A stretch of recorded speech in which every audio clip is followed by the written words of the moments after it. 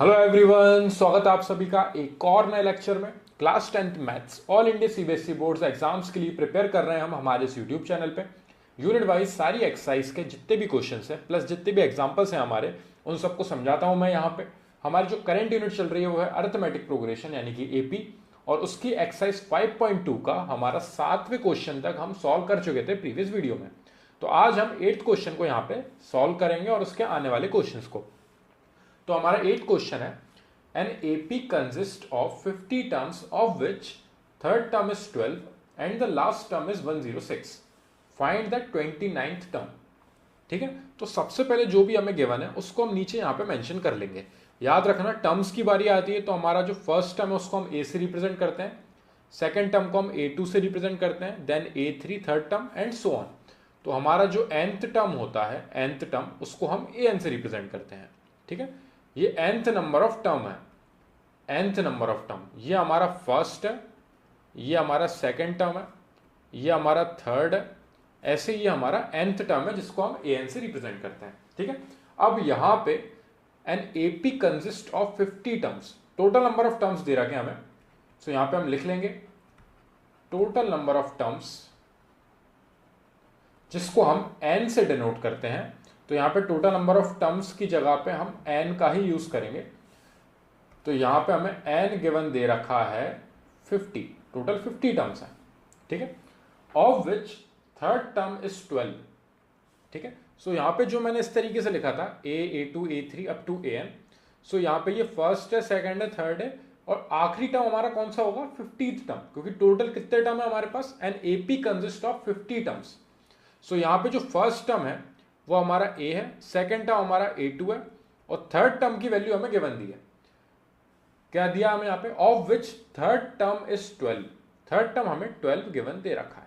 ठीक है, फिर डॉट डॉट डॉट हम आगे बढ़ेंगे, and it's last term is 106। तो हमारा जो nth टर्म है वो हमें 106 गिवन दे रखा है। और टोटल नंबर ऑफ टर्म्स हमारे पास कितने हैं? यहां से यहां तक टोटल है हमारे पास 50 टर्म्स। सो ये हमारा A50 हो जाएगा, यानी कि हमें ये A50 की वैल्यू गिवन दे रखी है 106। तो an की जगह पे देखिए, ये nth टर्म था जो लास्ट टर्म, तो n की वैल्यू कितनी है हमारी? 50। तो n की जगह पे आप 50 लिखोगे तो A50 की वैल्यू आपकी 106 है। यानी यहां से हमें क्या गिवन मिल रहा है कि आपकी A3 की वैल्यू जो है वो है 12 और आपकी A50 की वैल्यू है यहां से 106। दो चीजें आपको गिवन दे रखी हैं। अब आपको फाइंड क्या करके लाना है? Find the 29th term. तो हमें A29 फाइंड करके लाना है, जिसकी वैल्यू हमें नहीं पता है। ठीक है, तो यहां पे आप देख सकते हैं, फर्स्ट टर्म को मैंने A से रिप्रेजेंट करा है, सेकंड को मैंने A2 से करा है, then A3 up to an, और an की जगह पे जो नंबर ऑफ टर्म्स हमें 50 दे रखे हैं, तो हमारा लास्ट टर्म A50 हो जाएगा। और लास्ट टर्म की वैल्यू कितनी दे रखी है हमें? 106। तो हमारा A50 की वैल्यू 106 है, और A3 हमें 12 गिवन दिया है। तो हमारे पास इतनी सारी चीज गिवन है, जिसमें हम एक और एक्स्ट्रा ऐड कर लेते हैं, n इज इक्वल टू 50। यहाँ पे नीचे एक बार और लिख लेते हैं, वैसे हमने ऊपर लिख रखा था। अब हमें A29 की वैल्यू फाइंड करनी है।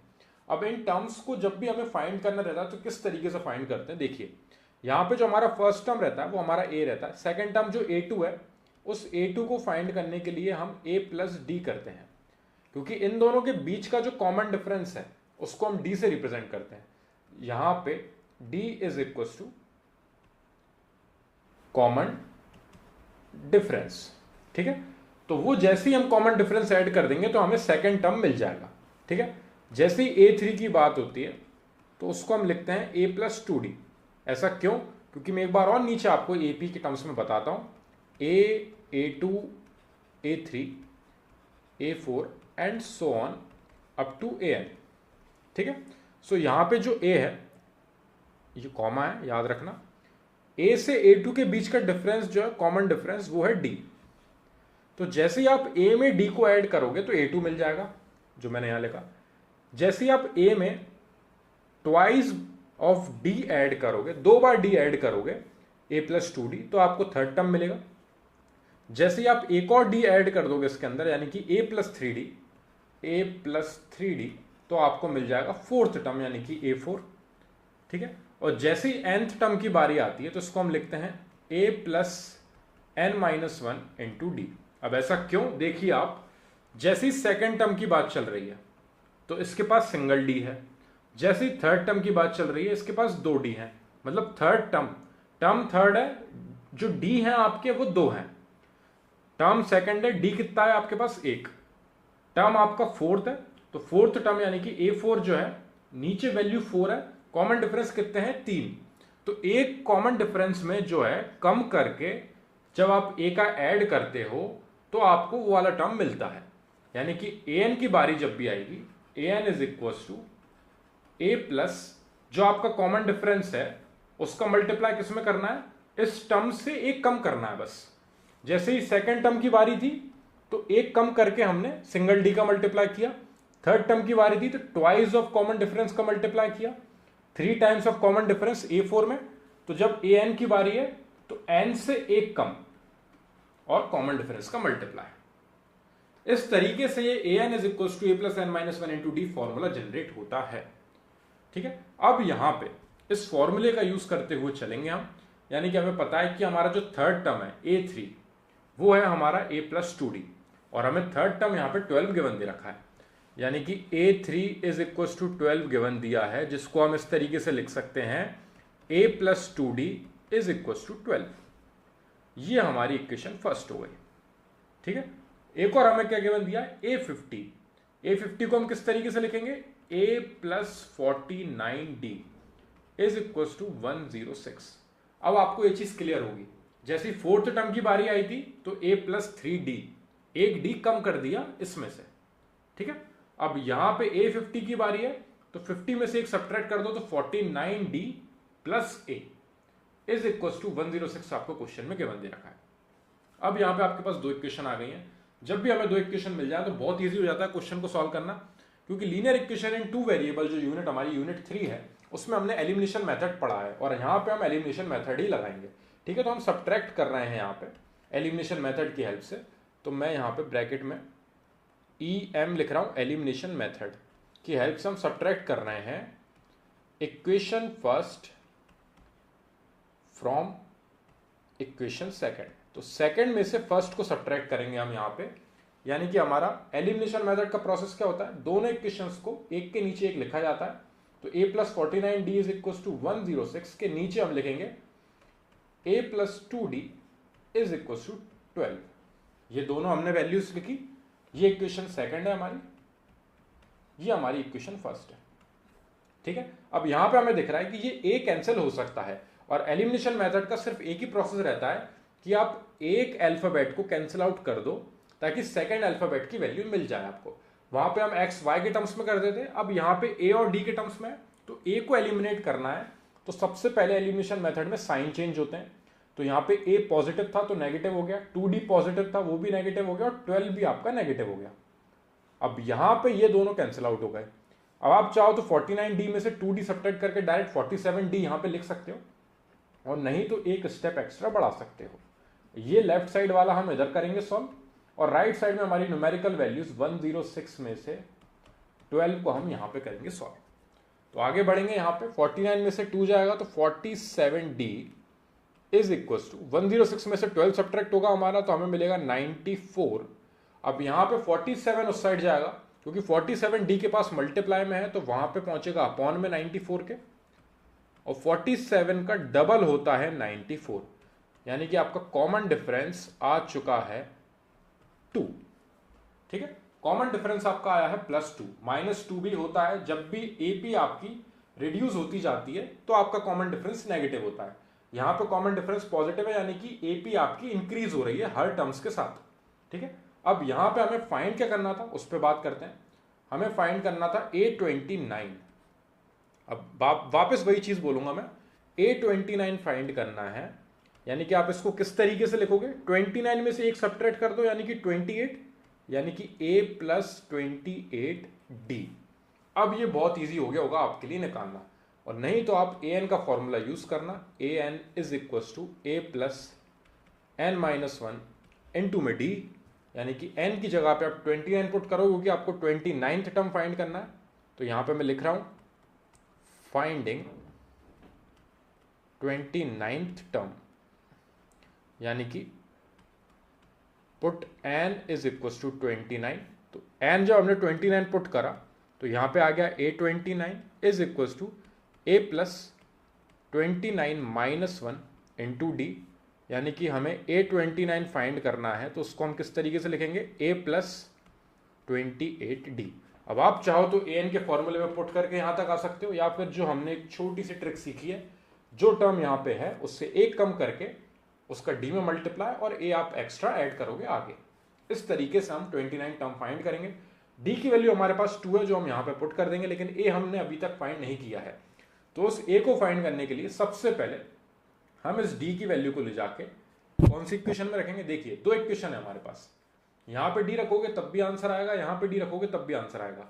इधर d रखोगे तो कैलकुलेशन बड़ी होगी, इधर d रखोगे तो कैलकुलेशन ईजी रहेगी। तो इस d को ले जाके हम इक्वेशन फर्स्ट में करेंगे सब्स्टिट्यूट। तो यहां पे लिख सकते हैं हम putting value of d in equation first. Equation first में हम पुट कर रहे हैं वैल्यू a प्लस 2d था, यानी कि a प्लस 2 इंटू डी की जगह पे आएगा आपका 2 इज इक्वल टू में हमारा 12 इज इक्वल टू 12, यानी कि a plus 4 is equal to 12। 4 उधर जाके सब्ट्रैक्ट होगा, a is equal to 12 minus 4, जो चीज यहाँ पे प्लस हो रही है वहां जाके सब्ट्रैक्ट होगी, यानी a आपका आ गया है 8। तो आपका फर्स्ट टर्म, a को हम फर्स्ट टर्म से डिनोट करते हैं, मैंने ऊपर बताया था, वो आपका 8 आ चुका है। अब उसको ले जाके हम यहाँ पे रखेंगे।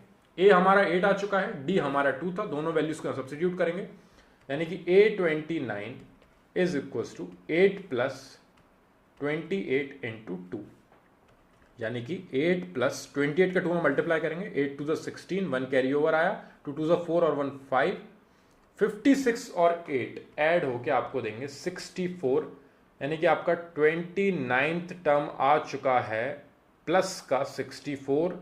ये आपका फाइनल आंसर होगा।